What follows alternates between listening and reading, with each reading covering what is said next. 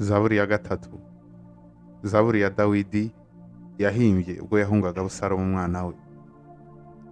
Uwiteka, erega abanzi banjye baragwiriye, abangomeye ni benshi. Benshi baramvuga bati nta gakiza afite ku Mana. Ariko wowe Uwiteka uri ingabo inkingira, uri icyubahiro cyanjye. Ni wowe ushyira hejuru umutwe wanjye. Ijwi ryanjye ritakira Uwiteka, nawe akansubiza ari ku musozi we wera.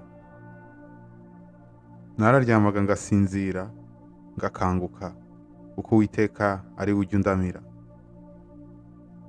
Sinzatinya abantu inzovu nyinshi bangoteye impande zose kugira ngo bantere.